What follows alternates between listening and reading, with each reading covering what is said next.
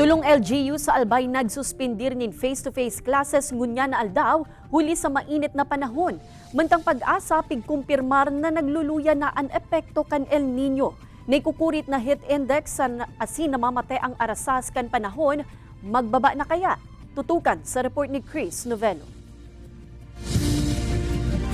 Uli sa mainit na panahon, nagsuspender nin face-to-face classes sa gabos ni Lebel ang pirang LGU sa probinsya ning Albay. Kabalit digdian mga banuan kan daraga, kamalig asin ginubatan.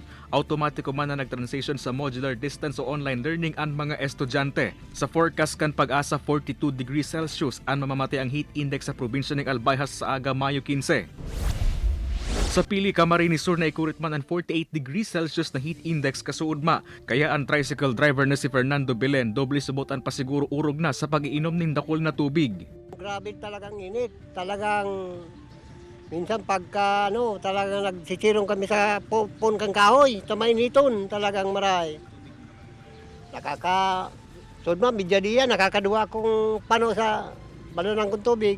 Susog sa pag-asa posible nang magbabaan na mamatay ang init kan panahon o heat index sa nasyon. Nanotara na kaya kan Weather Bureau ang pagluya kan El Nino. Base po duman sa mga sa mga oceanic indicator sa mga atmospheric indicator, yung sea surface temperature duman sa may central and equatorial dun sa may equatorial Pacific, may mga indication po na na luya na yung El Nino. Base po duman sa mga SST anomalies at yung mga inaabot na mga outgoing long wave radiation.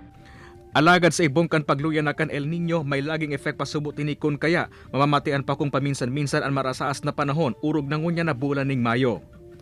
Kay Baran si Jovel Obiso, Chris Novelo, Balitang Bicolandia.